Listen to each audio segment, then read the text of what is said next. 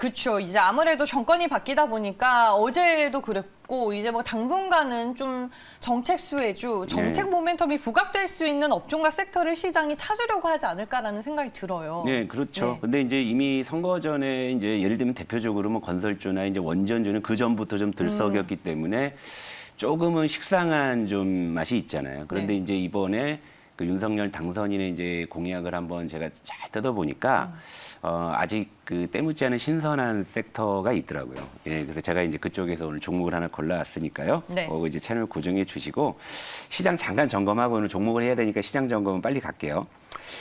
어제 뭐 시장 뭐 모처럼 시원하게 올랐는데 오른 거는 뭐 무시만길이고 뭐 감안했을 때는 뭐 이제 상승 자체는 뭐 괜찮았습니다만 수급은 조금 이제 아쉬웠다. 외국인이 오히려 4,300억을 매도를 하고 기관은 이제 7,600억을 매수를 했는데 그러니까 이거 같아요. 그러니까 우크라이나 우려가 뭐 좀 진정되는 국면에서 시장 기대를 해봤는데 외국인은 오히려 이제 만기일에 어떤 계산된 플레이였겠죠. 특히 이제 동시호가에 이제 좀 매도가 좀 이제 집중되는 그런 모습이었고 기관 같은 경우에는 이제 어제 금융투자 중심으로 이제 매수가 강하게 들어왔는데 오늘의 주제와 좀 궤를 같이 하는 그러니까 아무래도 신정부의 좀 정책 관련한 섹터 쪽에 좀 치중하는 모습이 좀 분명히 좀 나타났습니다. 물론 이제 그 중에 이제 건설주 같은 경우에는 기관 외국인들이 좀 같이 사주는 그런 모습을 좀 보여줬지만 그걸 제외하게 되면 외국인과 기관의 좀 셈법은 어제 좀 많이 이제 달랐다 이런 건데 그럼 외국인이 어제 좀 뭐 매도를 해서 좀 아쉬운데 일단 요거 좀 볼게요. 환율.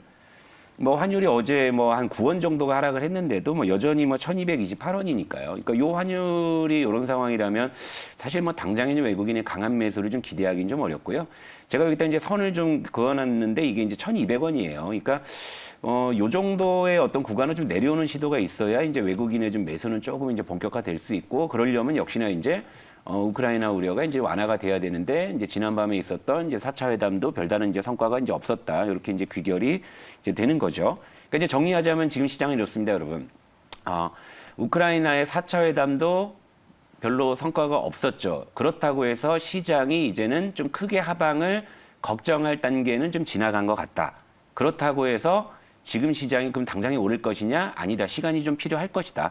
그렇다면 당분간 정책주에 조금 집중할 필요가 있다. 이런 식으로 좀 정리해 볼 수 있는 거예요. 그럼 어제 이제 그 정책주 중에서 움직였던 주요 종목 좀 리뷰해 볼게요. 네이버. 네이버가 어제 뜬금없이 막 올라갔잖아요. 뭐 여러분들도 뭐 아시겠지만 일단 이제 규제 완화에 대한 기대감이죠. 근데 전 여기에 이제 플러스 알파로 새 정부 공약 가운데서는 이제 디지털 정부, 디지털 플랫폼 공약이 있습니다. 그러니까 이런 기대감도 저는 분명히 좀 같이 반영이 됐다고 봐요. 그러지 않고서 시가총액 수십조짜리가 그죠? 이런 게 카카오도 동반 급등을 해버렸잖아요. 그러니까 저는 이렇게 좀 판단을 하고 있고.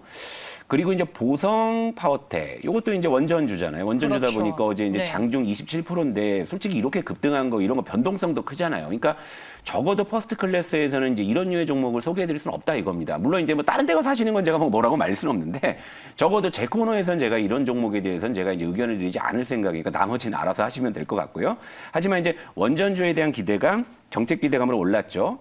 그리고 또 이제 요 종목은 이제 윌비스라는 종목인데 요것도 이제 어제 장중에 10% 정도 급등을 했는데 신정부 경우에 일자리 또 정책이 있습니다. 이제 이런 부분들이 반영이 된 거니까 어제 정책주들이 분명히 지금 이제 다 반영이 된 거죠. 어제 뭐 건설주, 원전주, 뭐 네이버, 카카오가 워낙에 이제 눈에 띄게 올라오다 보니까 이제 이쪽만 보이죠. 그러니까 또 저걸 또 따라가야 돼 뭐 이런 생각을 하시는데 저는 이제 그거 이외에도 이제 추가적인 시그널을 계속 찾아내는 상황이고요.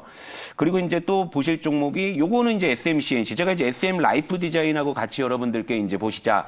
그러니까 이제 얘는 공격력이 조금 더 강하고 SM 라이프 디자인은 약간 이제 수비도 생각하는 실제로 주가도 그렇게 움직여 얘가 변동폭이 더 나옵니다.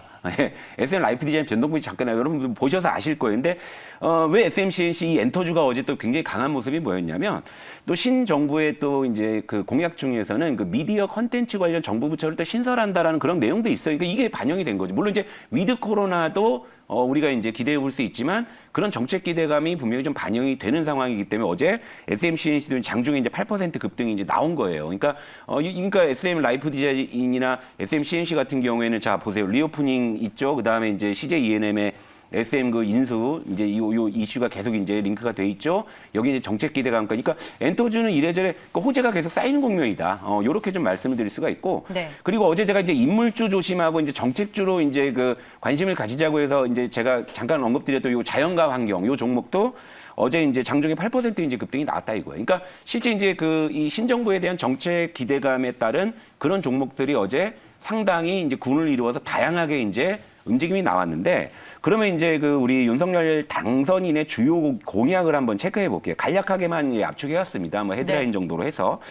뭐 부동산 뭐 주택 공약이야 뭐 여러분 뭐 너무 잘 아시잖아요. 이거 뭐 선거 전부터 그런 거니까 식상하다 이거예요, 저는. 그래서 요런 내용이고 일단 일자리 확대 뭐 이제 기업 투자의 확대 또 이제 민간 고용을 좀 강화하는 쪽에 이제 포커스를 두고 있고 이제 규제를 좀 완화하는 쪽이고 자, 저 디지털 경제가 이제 제가 오늘 종목 픽을 한 바로 그 대목입니다. 그 디지털 플랫폼을 구축하고 저 이제 디지털 플랫폼의 그 정부의 디지털 정책 가운데서는 인공지능이 핵심이다라는 거죠. AI가 요거예요, 핵심이군요. 요거예요. 제가 여기서 네. 이제 포커스를 딱 맞춰가지고 정말 실적 좋고 바닥에 있고 요 모멘텀을 가지고 있는 신정부의 정책 수혜주, 요거 아주 신선한 종목을 하나 준비를 했고요. 뭐 그 외에도 이제 원전주는 뭐 잘 아실 거고, 그 다음에 뭐 양도세 폐지한다든지 여러 이제 공약이 있는데 어제 이제 시장에서 반응한 어떤 종목들을 봤을 때는 제가 아까 요약해드린 저런 쪽에서 이제 힌트를 잡으시면 될 것 같다. 그래서 오늘 이제 이쁜 종목을 하나 가지고 왔습니다. 네, 알겠습니다. 공약을 살펴보고 그 안에서 이제 정책 수혜주가 될 만한 종목을 가지고 왔다라고 예고를 해주셨습니다. 저희 잠시 후에 만날 거고요. 여러분들 시장에 대한 고민 그리고 종목에 대한 고민, 계좌에 대한 고민은 퍼스트 클래스와 함께 나누시길 바라겠습니다. 02000-4822, 02000-4822로 지금 바로 전화 주시면 부장님에게 무료로 상담 받으실 수 있고요. 샵 2034로 문자 남겨주셔도 상담 신청이 가능합니다. 그러면은 AI라는 키워드를 가지고 있는 네. 종목 먼저 공개해 주시죠. 예, 오늘 공개해 주시죠. 아주 신선한 종목인데요. 예, 종목 공개를 해 주시죠. 브레인즈 컴퍼니라는 종목을 오늘 신정부의 그 디지털 플랫폼 정책 수혜주로 여러분들께 소개를 좀 해드릴게요. 자, 일단 재무지표 한번 잠깐 띄워주시죠. 네. 실적 상당히 좋습니다. 그러니까 이 종목을 보면 무슨 생각이 드냐면 우리 아이들 보는 기분이 들어요. 그러니까 하루가 다르게 이제 성장을 하는 좀 무럭무럭 자라나는 모습이 보이는데 자, 이제 결산 실적이 작년께 나왔습니다. 매출액이 전년 동기 대비해서 19.6% 증가했고요. 영업이익도 전년 동기 대비해서 35.8% 증가했고요. 그 아래 영업이익률을 보시기도 이익의 질 역시도 좋아집니다. 그러니까 왜냐하면 이제 매출만 성장하고 이익이 성장하지 않는다든가 이런 게 아니라 골고루 성장한다는 거예요. 이제 뭐 키도 뭐 크지만은 뭐 이제 건강하게 자라고 이제 이런 어떤 전형적인 모습을 보여주는데 저는 사실 이제 개인적으로 저 종목을 분석하면서 이 기업의 미래가 어떨지도 좀 궁금해질 정도로 아주 뭐 탄탄하게 이렇게 성장 가도를 지금 달리고 있는 그런 종목이 되겠습니다. 자, 그럼 이제 주요 체크 포인트로 한번 가보시죠. 네. 요게 이제 작년 8월에 상장을 했어요. 아, 그러니까요. 예, 그래서 예, 조금 예, 생소하게 신선하죠. 생각하시는 예, 예. 분들도 있어요. 공모가가 25,000원이었는데 상장할 때 따상을 기록하고 그 다음날 급등해서 최고 74,100원까지 상승을 했던 종목이에요. 그 뒤로 이제 주가가 장기적으로 하락을 해서 현재 지금 공모가 수준에 다시 이제 내려와 있습니다. 그러니까 이제 가격도 매력적이고요. 자, 이 종목의 핵심이 이겁니다. 지능형 IT 인프라 및 통합 관리 솔루션 구축 사업을 하는데 여기에 들어가는 이제 핵심 키워드가 바로 인공지능, 빅데이터.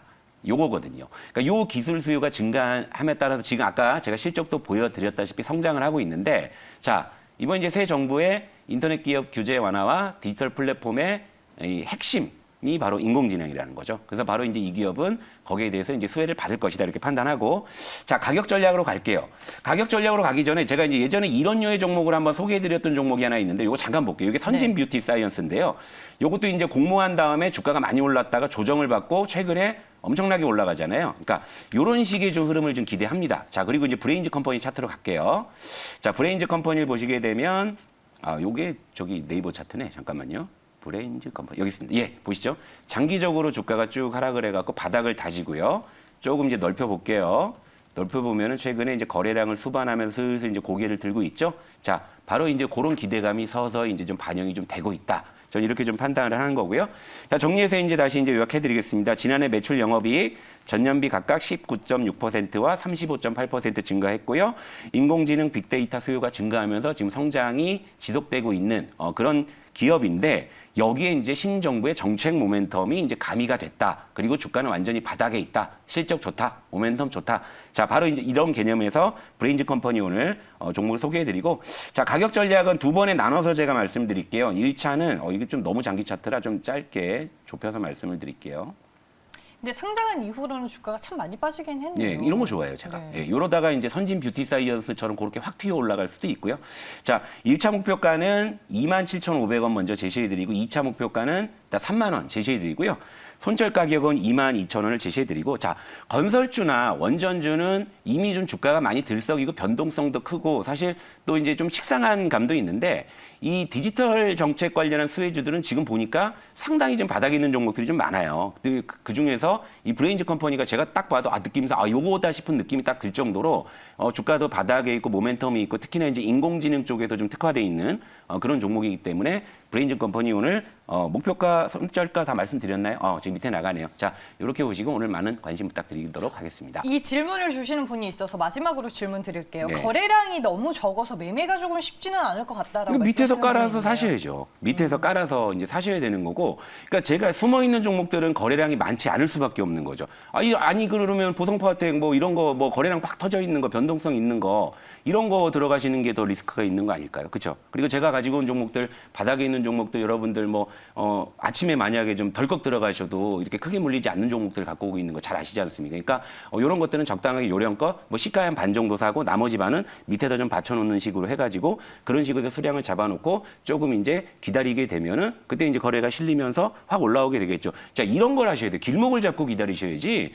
이미 거래량이 터진 걸 갖다가 뛰어들었을 때는 매매에 능숙하지 않으신 분들은 사실 낭패를 보기 굉장히 쉽단 말이에요. 그러니까 제가 가지고 오는 종목들의 성격들은 여러분들 이미 잘 아실 거라고 생각하니까요. 오늘 브레인즈 컴퍼니 관심 부탁드리겠습니다. 네, 알겠습니다. 오늘 저희가 종목까지 만나봤고요. 여기에서 인사드려야 할 것 같습니다. 시청해주신 여러분 감사하고요. 주말 잘 보내시고 저희는 다음 주 월요일에 또 찾아뵙겠습니다. 고맙습니다.